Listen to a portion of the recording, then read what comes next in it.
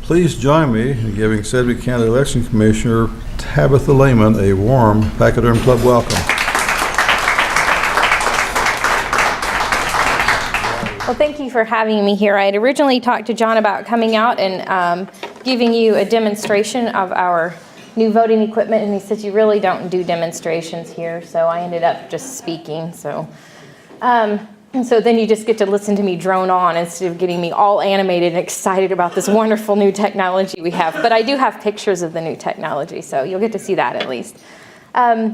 So just to get started, this is our building in case you don't know. It's so beautiful. I think this historic courthouse is just absolutely gorgeous. We got new feather banners actually this year, and I love the visual that it has right there with the historic courthouse behind it, just reminding everyone to vote. Over here is a picture of our office staff. You can see we're a little light on the men. I'm not sure how that happened. They just don't tend to apply for our jobs. There in the middle is Secretary Kobach. This is a picture of when he came down and swore me in for my next term of office, which was this last July. So that was just us with the Secretary. One of the things I wanted to talk about is election administration as an ecosystem. You know, we think of people tend to think they just, well, probably not people in this room because you're actively engaged in the political process and that's why you're here. But most of the public just kind of tends to think of elections as happening on election day, and it just somehow magically is there. And I'm here to tell you it's not magic, it's a lot of long hours. So kind of involved in our election ecosystem would be voter registration and list maintenance, candidate filings, obviously polling locations. Election workers are a big part of that. Ballot layout, the technology used for voting and tabulation of ballots, and obviously all of that is all working towards an accurate election. So in voter registration, the first part of that would be the requirements to register to vote. These requirements are not unique to Kansas. You have to be a citizen to vote in federal elections nationwide. You have to be a resident of the area you're registering to vote. You have to be clear of felony conviction. In Kansas, if you have been convicted and have served your time and been released by the courts, you can re-register and vote. And you have to meet minimum age requirements. Of course, states vary as to how you prove this information, but that information is the same nationwide. We have the validation process of processing voter registrations. We have paper registrations and electronic registrations. 2008 was actually the first time that we had electronic registration in Kansas. We were the third state in the country to do that. The difference for our office particularly is that a paper registration can take anywhere from 5 to 10 minutes to process, depending upon how bad your handwriting is. And if you completed your application, an electronic registration, we are able to process in about 2 minutes at most. So when you go online and fill out an electronic voter registration, it does not let you complete the process unless you've given us all the information that we have to register you to vote. So with our online registrations, the number of incomplete applications is really the only incomplete we would have is if they did not provide like an apartment number or did not provide proof of citizenship. But with paper registrations, we have a pretty high rate of people not filling it out all the way, and then we have to follow up and mail you things and mail you things and call you and mail you things and call you. So obviously our preference is electronic. Voter registration rolls, once you're on the rolls, we have a significant amount of list maintenance that we do. We have some that are federally required and some that are state required. We have the National Voter Registration Act and then HAVA, which is Help America Vote Act. Both of those have requirements in them for voter registration list maintenance. So we are required by federal law and by state law to once a year bounce our records against the postal system's records and see if anybody has filed a change of address. We do that actually on a quarterly basis in Sedgwick County. We have software that we do that for because we find it's actually a lot cheaper if we stay on top of it. Instead of doing it in a massive thing once a year, we do it every quarter, and then we're processing about the same number of records, but we're keeping up with you a lot faster, and then we know when you've moved, and we're not having to do it all in one fell swoop when we're trying to conduct elections. So what we do with that process is if we receive notification from the post office, either through the National Change of Address process or because we've mailed something to you and it bounces back, If you have moved within Sedgwick County, we update your address and we send you a confirmation card and we say, hey, are you there? And if you respond back, great, it's confirmed, then we send you a new card that tells you what your new polling place is. If you moved outside of the county, then we will send a card to the address that has been provided to us where you are now. So if you sign that card and return it to us, then that cancels your registration because you've now written down and signed a document saying you no longer live in our county. So this helps us keep our rolls clean. We also check the obituaries daily. During election season, it kind of backs up on us and we'll check it after, but we are going through the obituaries on a daily basis, and if we can match that to somebody who's registered to vote, then we are required by state law to remove them from the voter registration rolls. We do not, we take that very seriously because people don't put all the information in an obituary that we need necessarily, so you may have lots of John Smiths that die who are of the same approximate age. So if we can't match it exactly to the records, we try to err on the side of not canceling those because obviously we don't want to cancel people who are not dead, but we obviously want to remove the ones who are.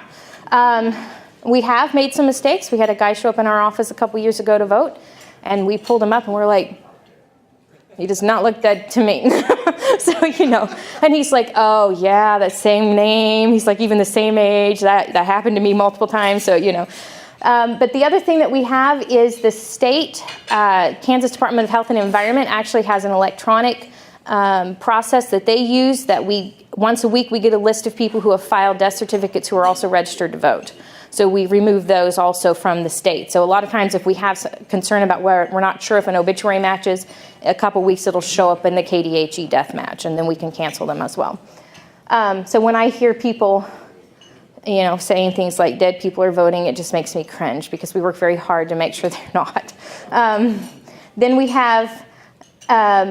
we also have a felon checklist that comes through once a week from Kansas Department of Corrections, and that's the same way. It comes through electronically to us, and they're bouncing their list of people who've been convicted of felonies against our voter registration files. And if it's a match, we go through each one, obviously, and verify one at a time and make sure that they're a match. And if it's a match, then we cancel that registration record. So that's just some of the list maintenance procedures that we go through on voter registration.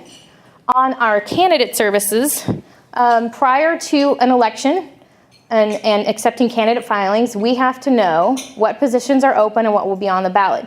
This is particularly important. This is very easy in statewide elections. We know that a long time out. I know for the next jillion years what positions are going to be on the ballot upcoming, except for some court justices and retention of judges and things like that. But I know, presidential years, we're going to have Senate. Every 2 years, we're going to have House. Those things are easy. It's our city school elections where this is a big deal. We have, and I'll go through this in more detail later, but we have quite a few cities and school districts. The law does give the cities some leeway over how their elections are conducted, what filing, they can file by petition or by filing by payment, but then they can also change the rules as far as what the qualifications of the candidate has to be. Some of them you have to be a resident at time of filing, some just when you take office, some of them you don't even have to live in the city to hold office. We have to know all those rules before people start coming in the door to file. We also have to know if somebody has resigned and there's an open position that we need to have on the ballot.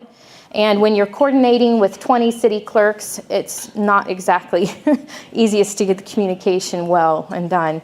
We actually started that process in January of this year, and it was after filing deadline before we finally got the certification from the last city clerk in Sedgwick County. Then we have to coordinate with the districts. This is kind of what I was just talking about, involved in the election to know the rules for conducting their elections. Then we have to make sure candidates complete all the paperwork, and if it's applicable, we have to forward that on to Kansas Governmental Ethics. Then we obviously have to provide the candidate list to all interested parties, and it's amazing. It's June 1st at noon, and at June 1st at 10:30, I'm getting calls from the press. What's the candidate list? I don't know. You're just because you get a lot of candidates on that last day. In bigger elections, not so much in city schools, and you still have to go through and validate all of them and look it up and make sure that they're actually registered in that address before you can say they're an official candidate. So our polling places, we have to recruit polling places. This is normally done a year before an election, except for special elections, because obviously we don't know they're going to happen a year out. We have to give a year's notice for many reasons, one of which is most of the facilities that are large enough to be a polling place have a lot of things going on their calendars. So we have to know ahead of time. We have had a lot of turnover in our polling places recently. We're continuing to see that happen. The biggest reason that we have is because Kansas law allows petitions to be circulated outside of polling locations, and we have polling locations that sometimes the petitions don't line up with their beliefs or what they stand for, and so I certainly can't fault them for then not wanting to be a polling place because they can't control if someone's going to be out there circulating a petition for something they don't agree with. So that has created some angst for us as far as retaining polling locations. So if we have a polling location that's not available, we obviously have to find a replacement site for it. All of our polling locations, we have to complete an ADA compliance check. It's a 28-page checklist from the Department of Justice to make sure that it is compliant. And this includes, we have to weigh the door and make sure that the resistance on the door is a certain weight, less than a certain weight, so that someone with a disability can open it. We have to make sure that our ramps are an exact grade, and I mean exact. You can get major fines if it's not exact.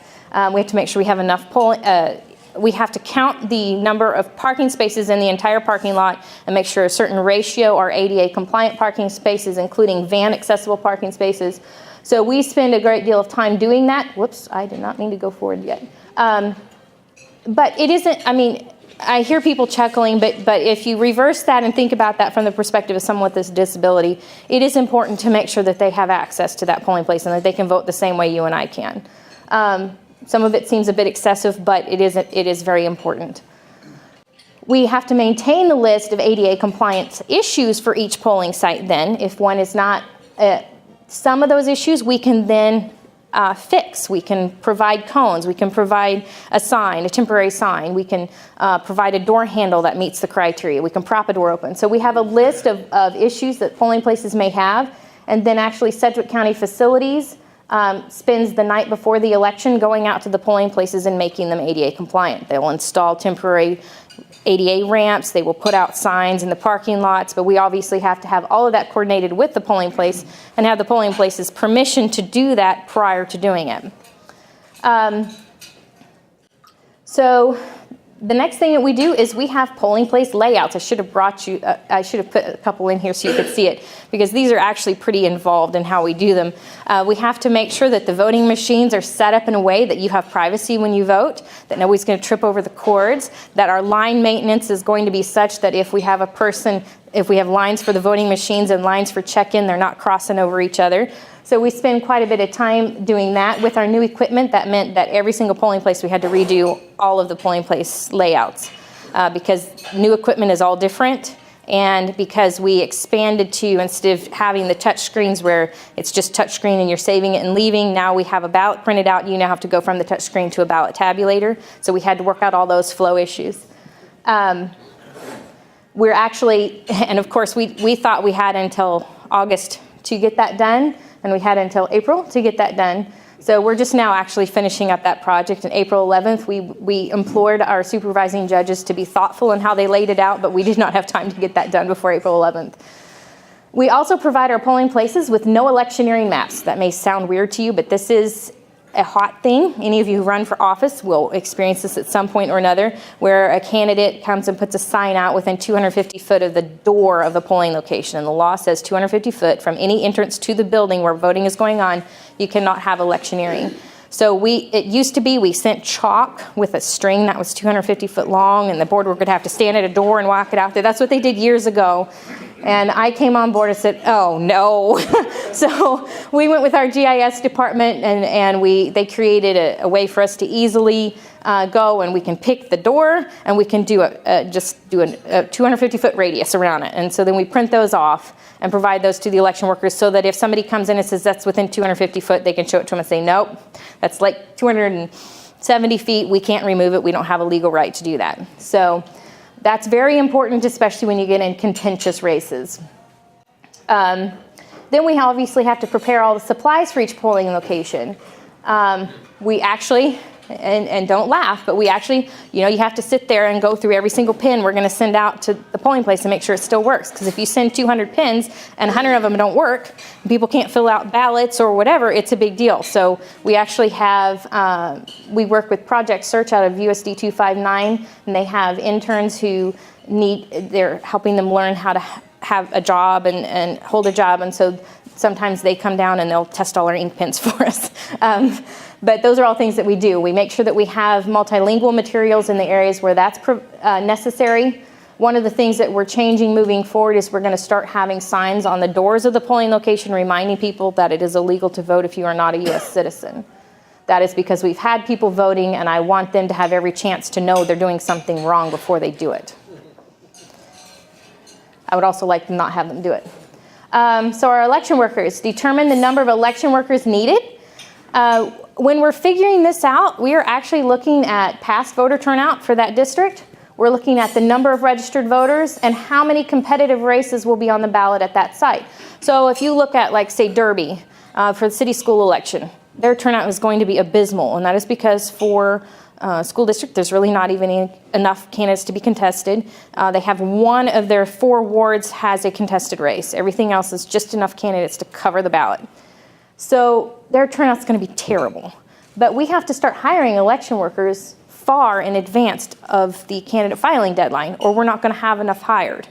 So right now, don't tell all my election workers, but I'm hoping quite a few quit because we're overstaffed right now. Because you have to overstaff. One of the things that I've learned over the years is what we've started doing more recently is we staff 30% more than we think we're going to need, because we see a 20 to 30% drop off between when we hire them and election day. So if we don't staff 30% more, then we don't have enough election workers at the site.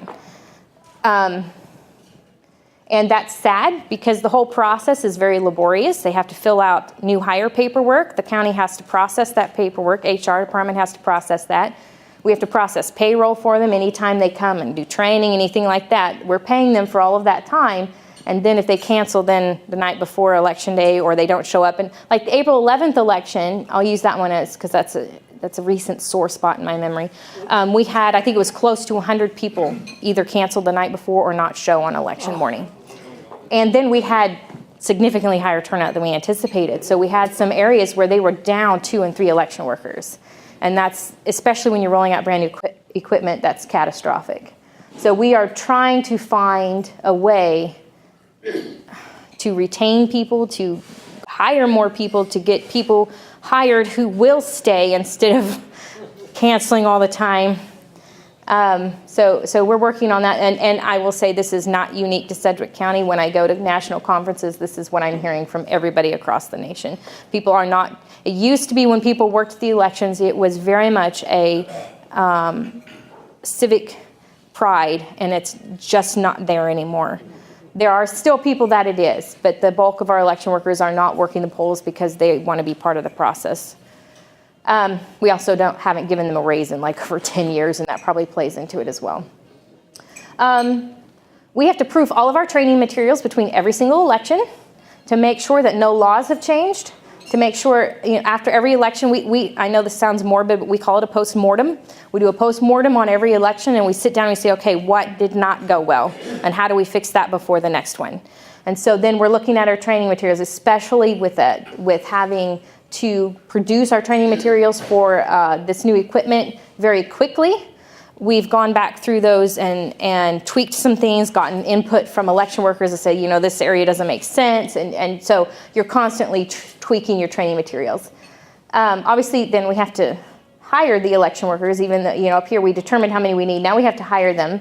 I have a full-time staff member that this is all she does. And then when we get close to election season, she actually has assistants that we hire in to help her, because in a presidential election, if you're hiring more than 1,000 people, and they're constantly canceling or changing training, or, it is more than a full-time job.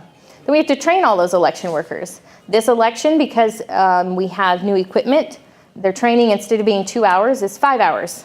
So that's a significant cost increase, but it is also a significant time commitment for the election workers. And then after they've worked, we have to process all the payroll and mileage. Supervising judges get paid mileage. We also have runners who run things to and from polling places. They get paid mileage. All that stuff has to be processed post-election. Then we get to our ballot layout.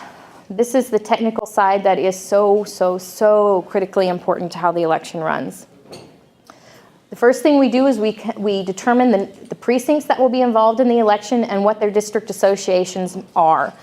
May not make sense, but what we're meaning is when I look at your house and your address and I say we have a city school election, I need to know what city you're in, if you're in a drainage district, if you're in an improvement district, and what school district you're in, so that I can make sure that what is on your ballot is correct. So with precincts cannot cross city boundary lines. They cannot cross, state, house, some of those boundaries, but they can. School districts can be. You can have multiple school districts within a precinct, and we have one precinct I think that has like 6 school districts in one precinct.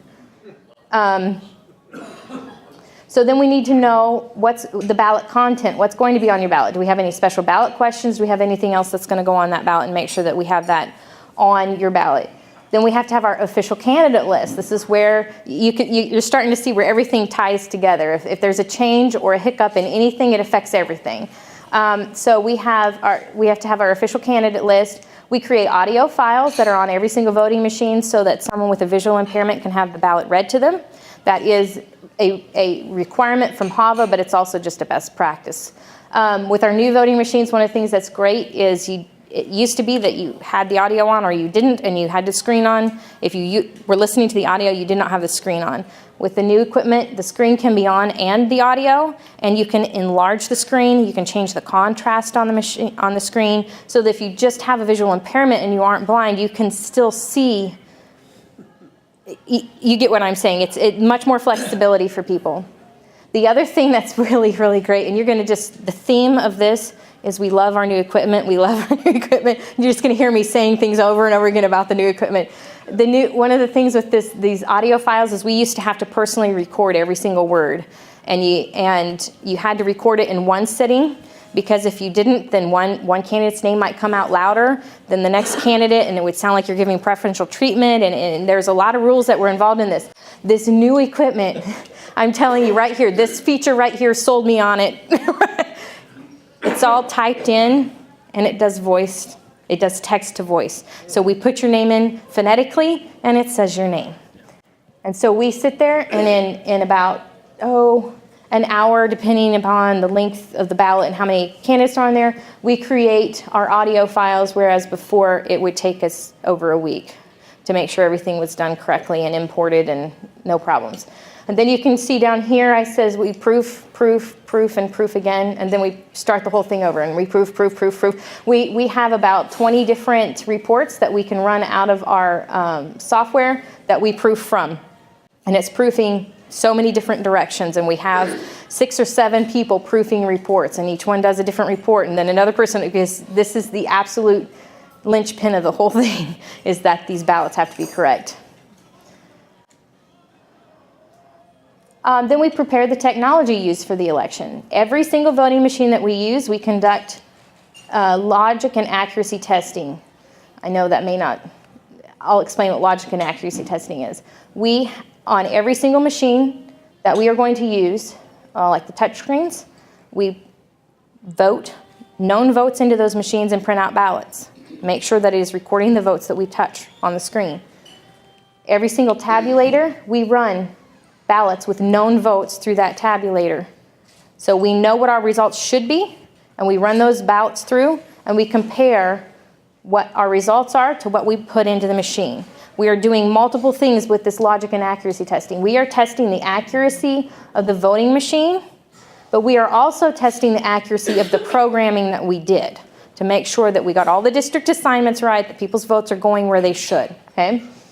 Every single machine. So for this upcoming city school election, our test deck is over 7,000 ballots. And we will stand at a ballot tabulator and feed one ballot at a time through every ballot tabulator. The ones that are used for early voting will get all 7,000 ballots run through them because they could potentially have every single ballot style run through them during early voting. Election day, we're only going to test the ballots that would be at that polling location because obviously we don't want to waste taxpayer dollars sitting there testing everything if it's never going to run through that machine. We conduct mechanical testing on the machines. Oh, and I forgot to say, during this logic and accuracy testing, we're also going through and voting audio ballots to make sure that all of that works correct as well. One of the features of our voting machines, that this was actually the only vendor in the country that had this, is, we had touchscreen voting machines before where you touched this, you made your selections, and it saved it, and it said, thank you for voting. And you had somebody with a visual impairment, and they would have headphones on, and they would go through that process, and it would say, thank you for voting, your vote has been counted. Well, now we're taking them to a system for many reasons that are good, a system that they make their selections, they hear it, they review it, and they print out a piece of paper that someone who is blind cannot see. So we had to have a way then for that person with a visual impairment to confirm that what printed on that paper is the selections that they made. So what these new machines do is you can, and any of you can do this at any point when you're voting if you want to. It's pretty cool. Once your ballot prints out, you can just literally stick it right back into that slot that it came out from, and it will pull up a screen and say, hey, you're putting in a ballot with votes on it already, and you just say, yes, I know, and then it will pull up your selections again on the screen. And you can make sure that what printed is what you wanted, okay? But the important thing is for someone with a visual impairment, it then reads it back to them again. So they have a separate independent session confirming that what's printed on that page is what they selected. And that's obviously very important for them to be able to vote independently.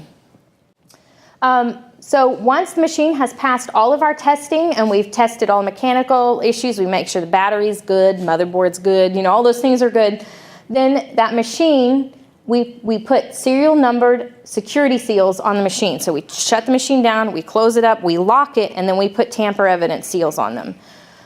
Then before they're deployed from our warehouse, we scan the barcode. We barcode everything. We scan the barcode on the machine that contains the actual serial number of the machine, and then we scan the barcode on the security seal. And those are provided to the supervising judges so that on election morning when they arrive, and this is a feature that we can do on the new voting machines that we weren't able to do to this level of security on the old system. So this is an added feature with our new system that is just great. So they're able to they have a list. So they have the serial number of the voting machine and the serial number of the security seal that's supposed to be on there. And so they compare those in the morning before they break the seal. If it doesn't match, we have not had it not match. It better not ever, ever, ever happen. But if it does not match, they are not to use that machine, and we will pull the machine out. It will not be used, and then we will investigate and find out what happened. So this is a security feature to where we can make sure that the memory devices inside the machines have not been tampered with from the time they left our warehouse to when voting begins on election morning. That's very important. Then we have our new electronic poll books. There's no easy button in elections. You see the Staples commercial for easy button. What we just keep saying in our office is these electronic poll books are as close as we're ever going to get to an easy button.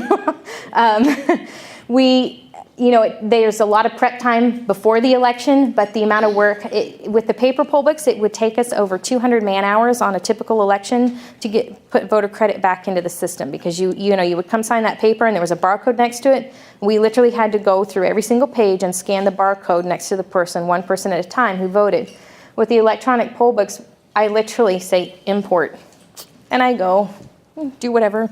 In 5 minutes, I come back and everybody's voter credit is in the system. It's just, love these things. But again, with all the equipment you can see down here, we test, and test again. Always. We're always testing. And people say, well, when are you done testing? I'm like, the night before the election when it's too late to change anything. That's when we stop testing. So here are our districts within Sedgwick County. I have them alphabetically because it was much easier for me to wrap my mind around. So we have 37 different city council districts in Sedgwick County. We have obviously 5 county commission districts. We have 33 county-wide offices. That would be treasurer, register of deeds, sheriff, clerk, DA, and then the 28 district court judges. We conduct elections for 2 drainage districts. Fire District 1, I don't have record of them having an election, but at some point they had to have, but we will conduct it if they have another one. 11 improvement districts, 23 state representative districts, 9 state senate districts, 20 mayorals, 1 At this moment, 1,248 precinct committee people. Those are not all filled, clearly, but there's the potential, and all of those have to go on ballots, whether it's a write-in line or a candidate. President, vice president, we have 20 school districts, and inside those school districts, 26 different member districts.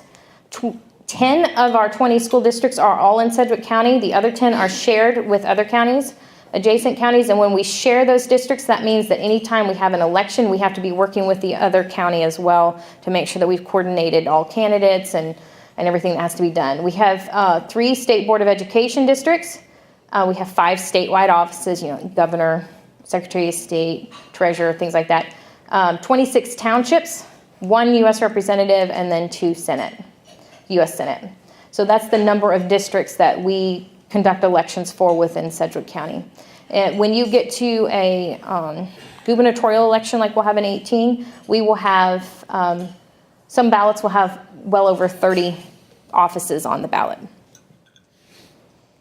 So outside influences that affect our election ecosystem. Obviously, redistricting is a big one. Thankfully, that only happens every 10 years. Thank God, because that's a big one. Changes in election and legislation, good, bad, or ugly, that clearly affects us.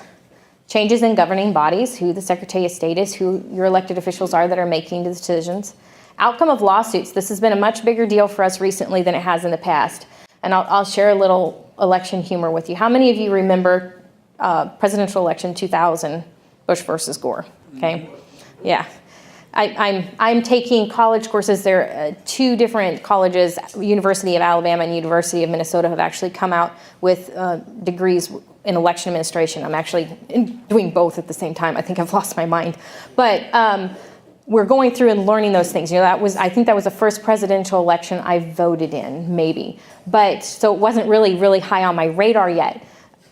The things that I am learning just appall me to so many levels. But you had the hanging chads of Florida or the butterfly ballots. Well, you come to 2014 in Kansas, and here's our election humor. And I'm not meaning to offend anybody. It's just funny. We have to find humor in our office and how we do things, okay? How many of you remember Chad Taylor? On the ballot, off the ballot, on the ballot, off the ballot. In Sedgwick County, we called him our hanging chad. Because we had to find humor. Because the outcome of that election was decided the day we had to start mailing ballots. And that's not funny. Because all of that testing we had to do here, we could not do until we had the candidates' names. That was not funny. We have, obviously in 2016, we've had multiple lawsuits that we've had temporary injunctions. In the primary, we got a temporary injunction that affected who voted and how they voted. We received that the Friday before the election on Tuesday. All of our election workers were trained. All of our materials were printed, packed, some of it already delivered. And we had to spend the weekend figuring out how we were going to comply with that temporary injunction and then do our best to make sure our election workers were trained so that we did not violate the injunction. In the general election, we had more injunctions. Thankfully, those were a couple months ahead of time. But it took the Secretary of State's office created a task force to figure out how we were going to comply with those. And I had the privilege of heading that up. I think that was a solid week of conference calls and emails back and forth, figuring out how to comply with those injunctions. Thankfully, we had the time. Sometimes we don't. Our ability to hire and recruit election workers, as I've mentioned in the past, is we're seeing people not take as much interest in working the polls. I've also heard feedback from people that are concerned about working the polls because they used to work it and it was a big thing, and they would portray to people, tell their friends, I work the polls, and everybody's like, oh, that's a great thing. And now there's so much stigma about, is it rigged, is there fraud, all of these things going on that people don't find it as great to work anymore. Polling places, recruiting our polling places, keeping our polling places, dealing with those outside influences. Kansas law says that by January 1st, if I give, I see you taking notes. If you want me to email you my slides, I'll do that, sir.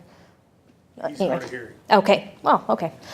So we have, with our polling places, totally lost my train of thought on that. I'm sorry.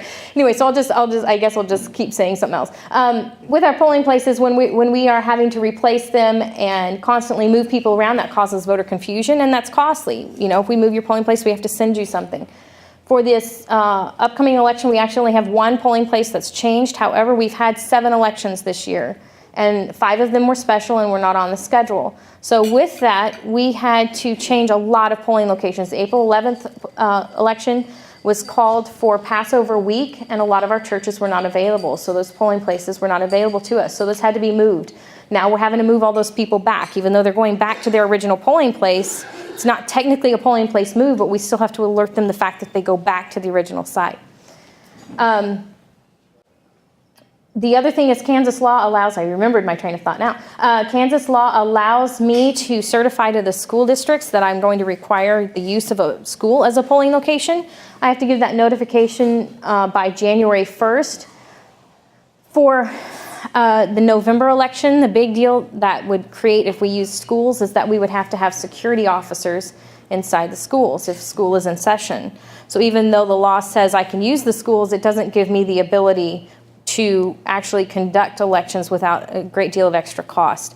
Not only is it cost, I think it's like $18 an hour to hire an off-duty Wichita police officer, and there actually are not that many of them available who are willing to work from 6 a.m. to 9 p.m.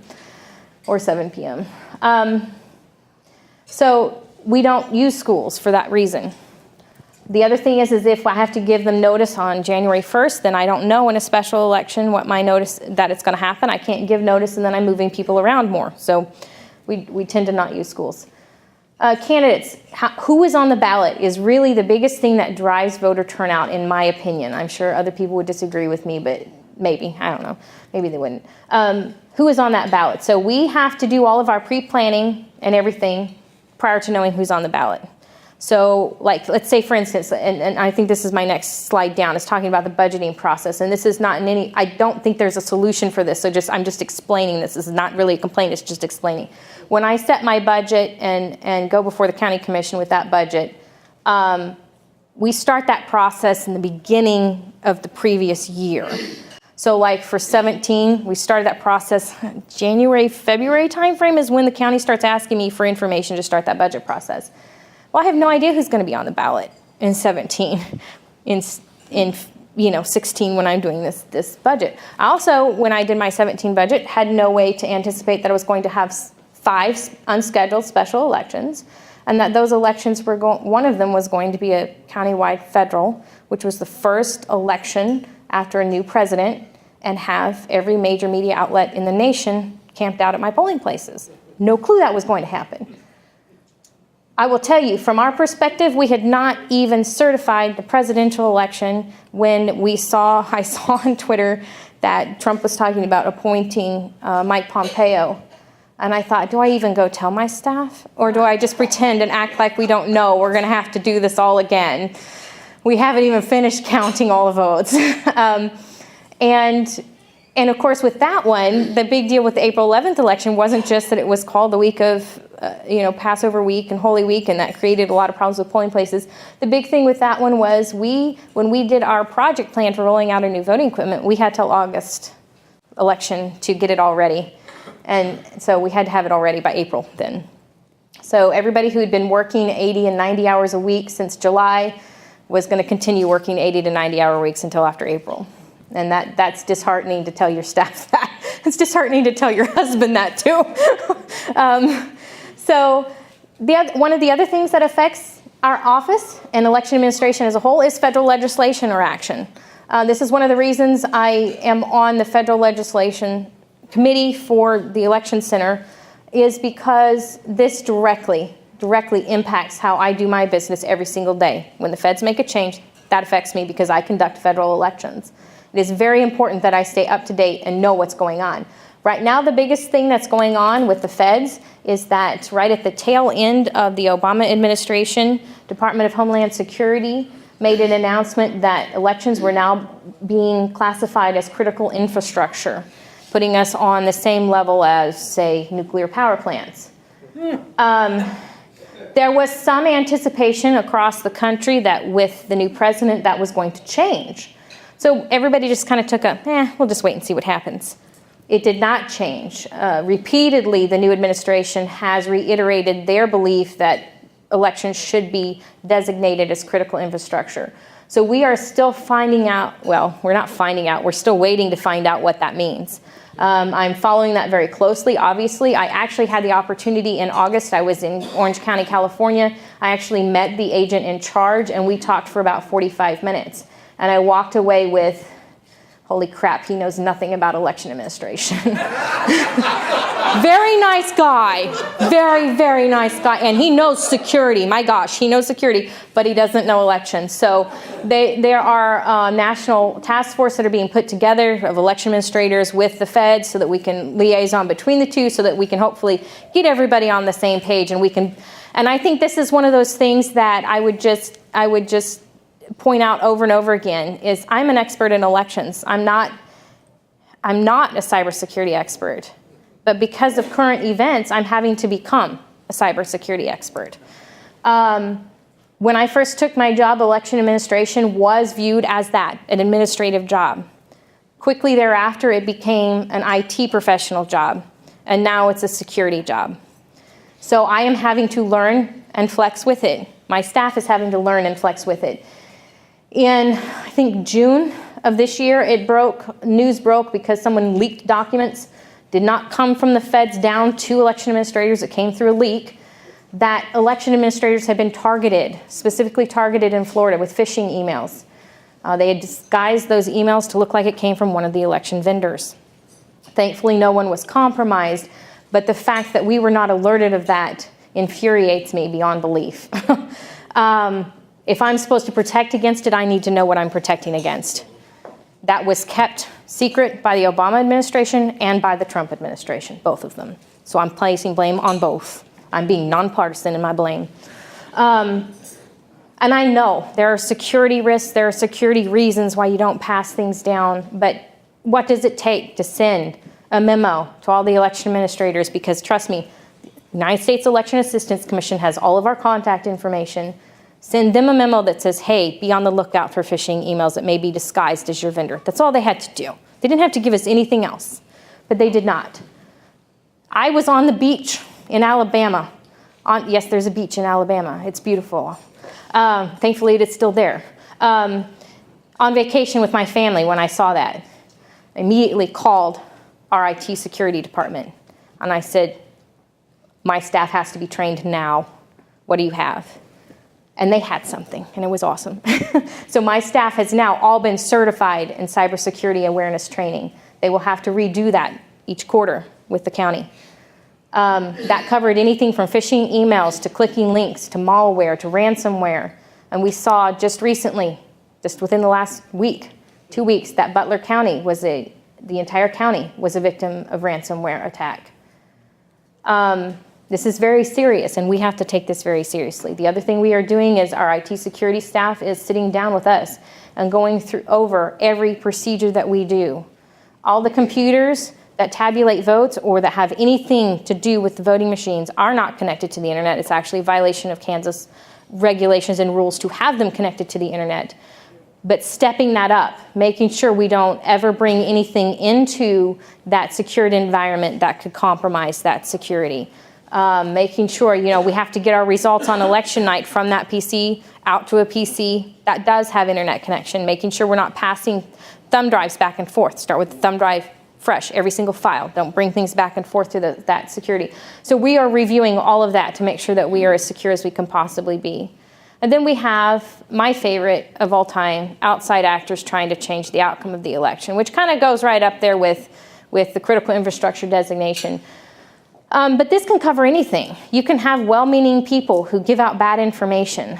One year we had a candidate come in at canvassing and scream and yell at me that I had the wrong precincts in his election results, and it turned out that he had pulled the maps in 2012 prior to redistricting, and he had campaigned to the wrong precincts. And that explained why, first off, he lost. But it also explained why for that election we just kept getting call after call after call from people saying, why isn't so-and-so on my ballot? Why isn't so-and-so on my ballot? And we're going, they're not supposed to be on your ballot. Well, yes, they are. No, they're not. Well, now afterwards, now we figured out why. Now that we've lived that, we say, why are you saying that to me? Well, they campaigned to me. Okay, we called candidate. What you doing? Because it causes distrust in our office if something's not on the ballot that they think should be. In the April 11th election, we have not been able to track this down, unfortunately, but we've heard anecdotal stories that someone went through a certain part of town and hung postcards or flyers of some sort on people's doors, literally hung it on their door, telling them their polling place had changed when it had not. Clearly, we are not in the habit of going around the night before the election, skulking around, hanging things on your door. I don't have time for that. I don't have staff for that. It's not our role. I think we had about 3 different voters tell election workers, and the election workers passed it on to us. We haven't been able to confirm that, but we have things like that happen. Sometimes it's well-intended, sometimes it's not. So those are all things that influence election administration and how we do our jobs on a day-to-day basis. Now I'm going to talk about my favorite topic in the entire world other than my kids and my husband. So, if you're wondering, my husband's amazing and my kids are awesome. So there you go. New voting equipment. We determined that updating our voting equipment was necessary because of aging technology and because the machinery inside was just getting old. In 2013, I began talking to the County Commission Board asking them to set aside money. And they did. They took this seriously. This was not a small project, and this was not a small thing. This is not a small amount of money that they set aside to do. There are many jurisdictions that have not been this prepared. We saw this coming. We started planning before all of this new stuff has come down. So we are prior to this year, I would have said technologically we were down here. There are a couple of jurisdictions maybe further down, but we were on the bottom rung, and we're top now. We're up here. We're at the state of the art. I walk into conferences and they say, what are you using? And I tell them and they all go, oh, I only dream, but our security is so much better. And we could not have done this if Sedgwick County had not taken the action to do so. They set, over the years of this project, they set aside $6 million for replacement of voting equipment. The previous voting equipment purchase was done with federal grant money that came down through the Help America Vote Act. I don't think we can ever anticipate ever having that billions of dollars again to replace aging voting machines. So it's now on the shoulders of the local jurisdictions to do so. Sedgwick County took the lead, meaning my staff and I took the lead on writing a multi-county joint RFP for new voting equipment. We combined the efforts with Johnson, Sedgwick, Shawnee, and Wyandotte, the 4 largest counties. Our reason for doing this with the joint RFP was, first of all, to reduce labor costs. Instead of all of us writing separate RFPs to replace our voting equipment, we wrote one. We also wrote it so that any county in the state could purchase off of our contract pricing, so that the other smaller counties also did not have to redo the same work. We also combined the expertise of the 4 largest counties. In that room, combined, we had over 200 years of election experience writing this RFP. And we also maximized our buying power. By doing that, to date, 18 counties have purchased using our RFP, and combined, we have saved $1.6 million across the state of Kansas. And we're still going, because Johnson County hasn't even purchased yet, and they're the biggest one. So this was a big effort on our part. This took months and months and months of meetings, and we had a purchasing agent from Sedgwick County who was assigned to us, and she made sure all the legal things were done. She made sure the document was in the proper formatting, and she put lots of work into that. And for her work, Kim Bush from Sedgwick County Purchasing Department was awarded the 2016 Buyer of the Year Award from the Kansas Association of Public Purchasing Professionals. And just recently, I think it was just a couple months ago, our RFP also won the 2017 Innovator Award from the International Association of Government Officials. So kind of proud of this. Not only did we save a staggering amount of money, and we're continuing to do so because any other county can purchase.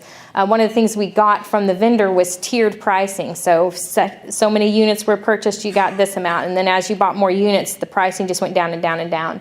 So people who are buying in now are buying in at the lowest cost. People who bought in at the higher end are going to start getting some rebate checks from the vendor. So we are just ecstatic that it was this successful. So here is some of this. Our new voting equipment arrived in 7 separate semis. Our warehouse street is not capable of the semis even backing up to our loading dock, so we had to utilize Sedgwick County Facilities Department, who was just amazing. The guy who they have who drives their fork truck, guy is talented. I was standing on the loading dock going, whoa, I didn't know those things could do that. I don't know. I'm not a warehouse person, but he's good. George is awesome. So they would take one skid or whatever you call it at a time, pallet, and bring it up the driveway to the door. So we unloaded 7 semis full. We then had to assemble them because they come not assembled because you don't want to ship them all assembled. So it took us they were delivered end of January, and it was end of February before they were all assembled and tested to make sure that they functioned properly. So this is just some pictures from our warehouse. The picture on the right is just a row of voting machines that were set up for us to test. This was just acceptance testing to make sure they functioned. And then on the left, this is a picture of some of our machines set up with election workers actually conducting that public test that I was talking about, where they are running ballots through every single tabulator and they've got the machines set up making sure everything works. So those are just some pictures of our new toys that we love, love, love, love, love. So that is kind of what I had to say in a nutshell. Well, not a nutshell, you had to sit here for what, 40-some, almost an hour. Captive audience. So does anybody have any questions? Okay, I'm going to start here. I'll just work my way through the room.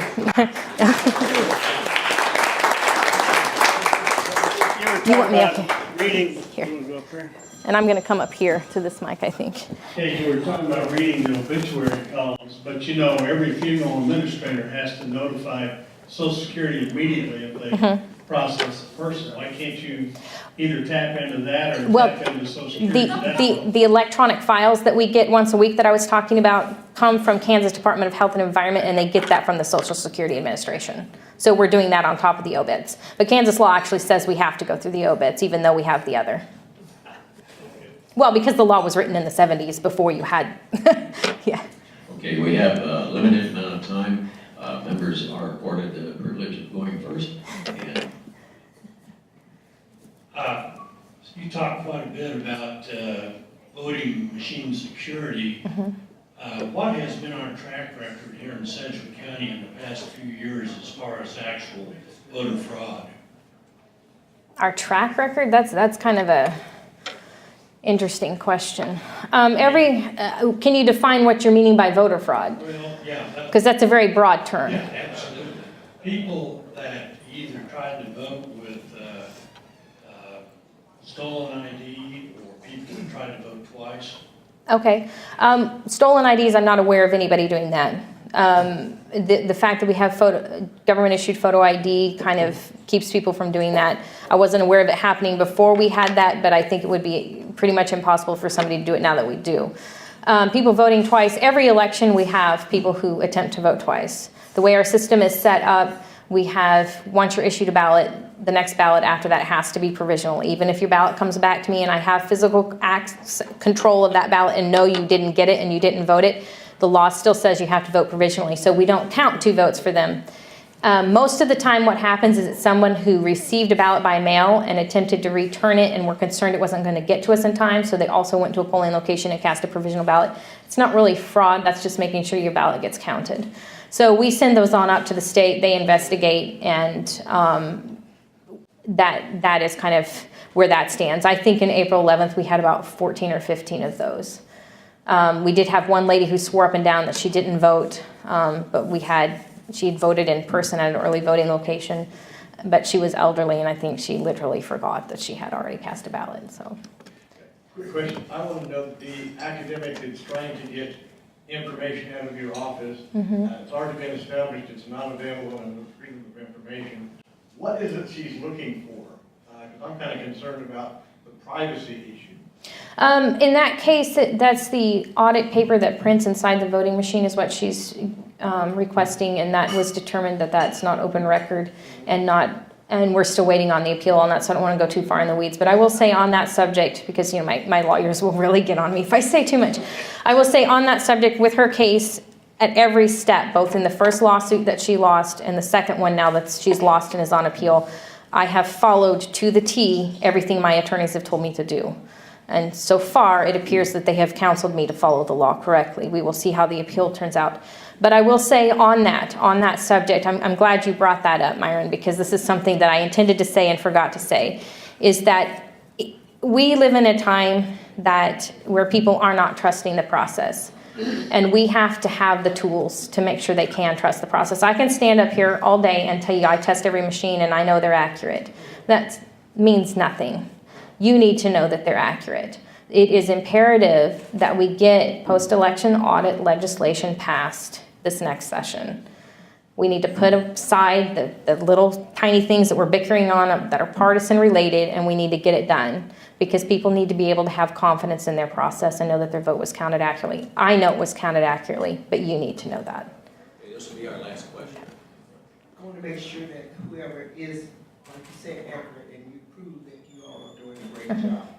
What I would like to know, these poll watchers, where do they come from, and who gives them the authority to watch me when I'm voting? Where do these poll watchers Well, they better not be watching you when you're at the machine voting, because that would be the Where do prick. they come from, and why are they there? Okay, well, they have the authority to do so under Kansas law. They are allowed to be there. They are appointed by candidates and campaigns. And I'm going to tell you, I know we have people who find them offensive when we have to repeat the name and address or whatever, and I understand that. I will say, as a freedom lover and as someone who wants our elections to be transparent, they have their place, and they have there is a good reason to have them there. They're making sure sometimes they're making sure the process is being done correctly. If they spot something that's being done wrong, April 11th election is a good one. That only had one office on it. I had so much more ability to actually interact with those candidates and campaigns than I've ever had before. And I was in constant contact actually with James Thompson's campaign. So when they saw something they thought was wrong, they were contacting me.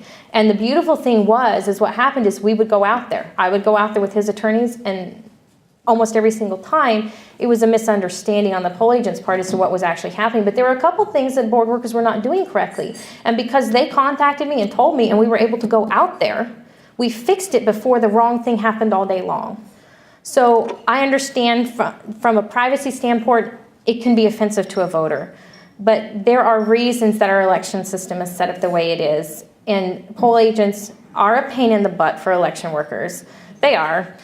And sometimes they're a pain in the butt for me, okay? But they are good. It is good for the process, and it is good for democracy that they are there. Tabitha Lehman, let's give her a big hand. Thank you.